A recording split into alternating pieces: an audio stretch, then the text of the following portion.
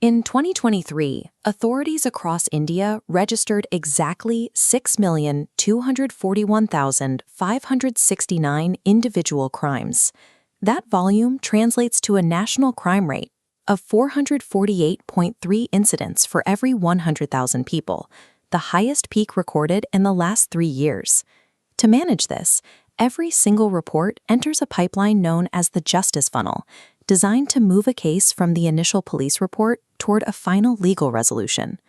Processing 6 million reports in a single year forces a system built for a previous era to confront the scale of a billion-person democracy. The strain on this pipeline reflects a change in the crimes themselves. National records from 1953 to 2006 show that what police investigate today looks very different than what they saw 50 years ago. Tracking this 53-year period, we see a steep 80% drop in the rate of burglaries and housebreaking. Traditional crimes of opportunity simply plummeted, but simultaneously, targeted offenses surged. Over that exact same timeline, kidnapping cases climbed nearly 48%.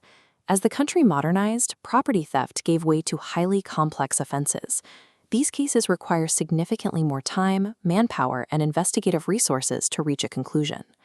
That national average of 448 crimes per 100,000 people hides polarizing disparities across the country. If you look at this heat map of the nation, the National Capital Territory of Delhi burns the brightest.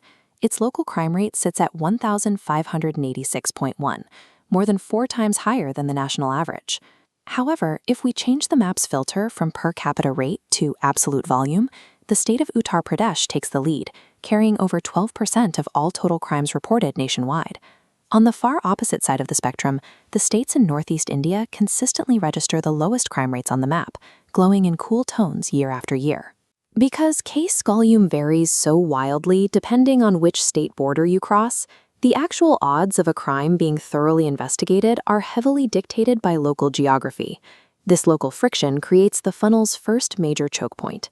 By the end of 2023, nearly 30% of all Indian Penal Code cases were still stuck in the backlog, pending police investigation. To measure how many cases actually survive this initial phase, officials track the charge sheet rate, the percentage of investigated cases where police gather enough evidence to frame formal charges.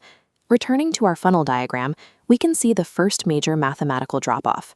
In 2023, the national charge sheet rate was 72.7%. Hundreds of thousands of cases are delayed, dropped, or entirely abandoned due to systemic strain, disappearing from the justice system before a trial is even considered. Those remaining cases eventually reach the absolute narrowest point of the funnel, the trial courts.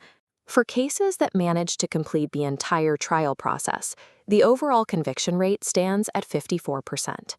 This chart of severe offenses reveals the gridlock.